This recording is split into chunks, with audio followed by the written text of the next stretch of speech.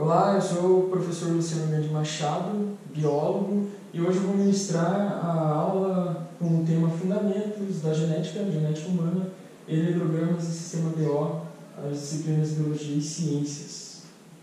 Quais são os nossos objetivos, Compreender sobre o sistema BO, as tipagens sanguíneas, a compatibilidade entre receptor e doador, falar um pouco sobre hereditariedade, compreender e representar os eletrogramas, conhecer os tipos de alelos sanguíneos e resolver problemas de cruzamento genético utilizando eletrogramas. Então vamos começar. Por que algumas pessoas estampam nas suas roupas, nas fardas, nos capacetes, a sua tipagem sanguínea, como nessas imagens a seguir?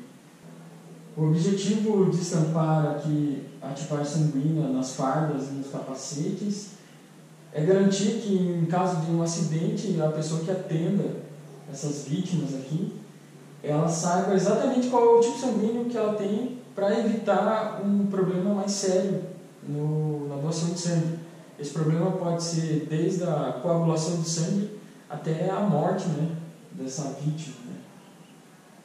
E quais são os tipos sanguíneos que existem na espécie humana? A gente tem 4 tipos sanguíneos, então representados aqui por essas gotinhas. Então a gente tem o tipo sanguíneo A, o tipo sanguíneo B, o tipo sanguíneo AB e o tipo sanguíneo O. E qual que é o seu tipo sanguíneo? Então aqui a gente tem uma veia, dentro dessa veia a gente tem o sangue circulando, Esse sangue ele é composto de um plasma, que é a parte líquida do sangue, e os elementos figurados, que são as células do sangue. Aqui a gente está representando os elementos figurados pelas hemácias e tem alguns glóbulos brancos aqui, os linfócitos, Mas o nosso foco aqui são nas hemácias. As hemácias são essas células achatadas aqui, discoides, Elas não têm núcleo, são nucleadas.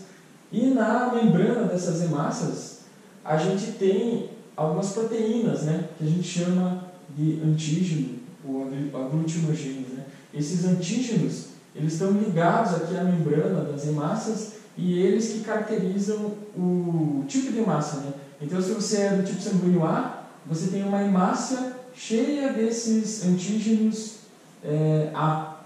Se você é do tipo sanguíneo B, você tem uma hemácia aqui carregada aqui de proteínas do tipo antígeno B. E se você é do tipo sanguíneo AB, você tem os dois antígenos, tanto A quanto B.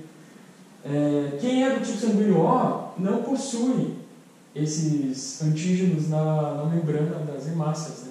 Então, não existem antígenos. E aqui cabe até uma curiosidade, que o tipo sanguíneo O ele é um erro de tradução. Então, os americanos, quando conversam no telefone, vão falar os números, assim como a gente troca o 6 por 6 para não confundir com o número 3, porque as ligações de telefone antigamente eram muito ruins, Então hoje até hoje a gente tem esse hábito, você vai falar um número lá 3,6, você não fala 3,6, porque o 3 confunde foneticamente com o 6. Os americanos também não têm o hábito de falar zero, Eles falam ou. E daí quando vem a tradução pro Brasil, ao invés de ser zero, virou ou, e o ou virou o, Então, o tipo sanguíneo O, na verdade, ele é um tipo sanguíneo 0. Ele não tem antígenos, E o que é isso aqui embaixo, Aqui embaixo está representando o plasma desses tipos sanguíneos, Então, o plasma do tipo sanguíneo A, ele tem anticorpo contra o tipo sanguíneo B. O plasma sanguíneo do tipo sanguíneo B, ele tem anticorpo contra o tipo sanguíneo A. O plasma do tipo sanguíneo AB não tem nenhum anticorpo. Não tem anticorpo nenhum. Já o plasma do tipo sanguíneo O, ele tem anticorpos contra A e B. E o que isso significa? Então, assim a gente consegue definir as compatibilidades dos tipos sanguíneos. Então aqui a gente representou os 4 tipos sanguíneos e as setas representam quem doa para quem. O tipo sanguíneo O, ele é considerado doador universal justamente porque ele não tem nenhum antígeno, Ele não tem nenhum antígeno na membrana aqui da hemácia. Então ele pode doar sangue para qualquer tipo sanguíneo, inclusive para ele mesmo. Agora o tipo sanguíneo AB, ele já é o receptor universal, porque ele não tem nenhum anticorpo. Então aqui no plasma sanguíneo dele não tem nada que reaja contra qualquer tipo sanguíneo. Então ele pode receber de todo mundo.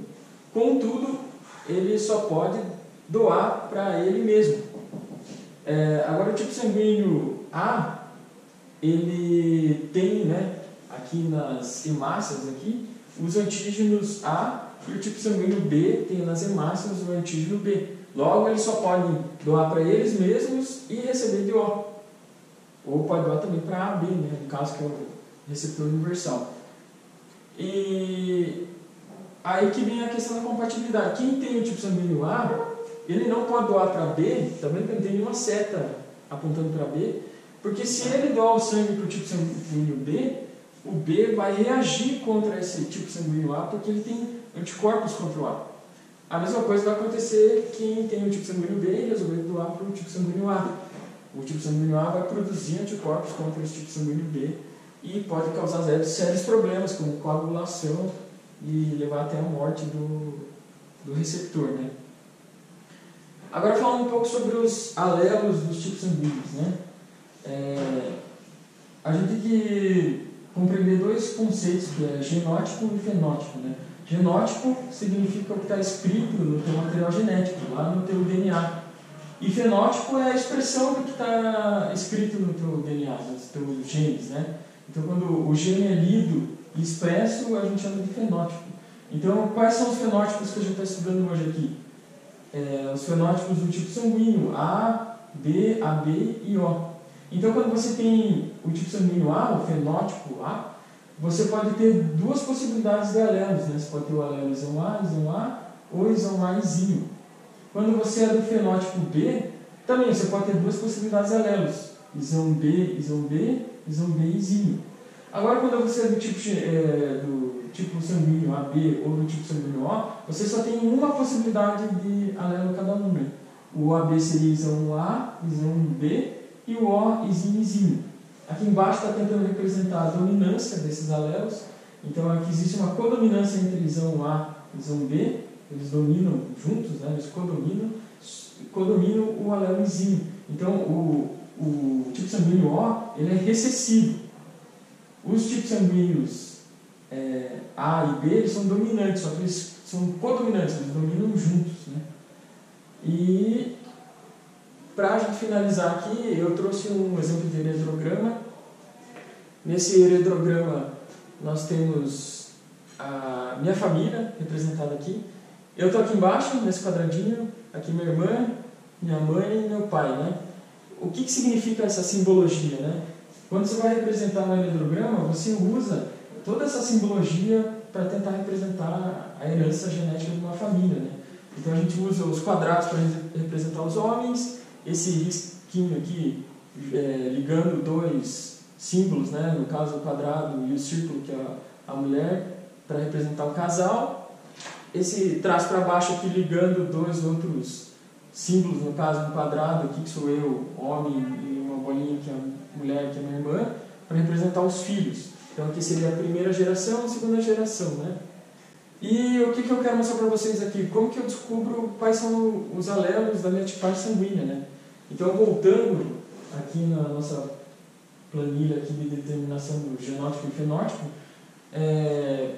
quando você pega os alelos aqui da minha irmã e do meu pai, que são do tipo sanguíneo O, eles só tem uma possibilidade de alelos, né? Que é izinho e izinho. Então, eu posso colocar os dois alelos deles aqui embaixo, né? Izinho e izinho, que eu tenho certeza que esses são os alelos deles, né? Mas no caso meu aqui, né, que eu sou do tipo sanguíneo A, e da minha mãe, que é do tipo sanguíneo A gente pode ter duas possibilidades de alelos, né? A gente pode ser isão A, ou pode ser isão A izinho. E daí como que eu descubro isso? Eu descubro isso usando a primeira lei de Mendel, né? Então eu tenho certeza que o primeiro alelo meu é isão A, o segundo eu não sei ainda, né? Eu estou na dúvida. A mesma coisa a minha mãe também. Eu sei que ela obrigatoriamente tem um alelo que é isão A, porque ela é do tipo sanguíneo A, só que o segundo a gente não sabe ainda. E como que eu vou descobrir isso? Através dos alelos da minha irmã e do meu pai, né? Então, seguindo a primeira lei de Mendel, um alelo tem que vir do pai, um alelo tem que vir da mãe. Então, vamos pegar aqui os alelos da minha irmã. Então, um izinho desse aqui, obrigatoriamente vem do meu pai. Ele tem dois, vamos dizer que seja o segundo. Esse outro izinho, obrigatoriamente, tem que vir da minha mãe. Então, se ela obrigatoriamente é do tipo sanguíneo A, O segundo alelo, ela tem que ter passado para minha irmã, então aqui tem que ser o tipo sanguíneo, o alelo izinho, né, recessivo. Então esse izinho aqui provavelmente vem da minha mãe e esse izinho aqui vem do meu pai. É a mesma coisa que aconteceu comigo, né? Esse alelo isão A aqui, meu pai não tem, eu só tenho izinho. Então ele vem da minha mãe. Aqui, ó, isão A. E o segundo alelo? O segundo alelo obrigatoriamente tem que ter vindo do meu pai, então vamos dizer que seja esse primeiro aqui. Então, o meu segundo alelo é izinho. Então, tanto eu quanto a minha mãe, nós somos heterozigotos, né? Temos alelos diferentes, né? Diferente da minha irmã e do meu pai, que são homozigotos, que têm alelos iguais, né? Izinho, izinho, izinho, izinho.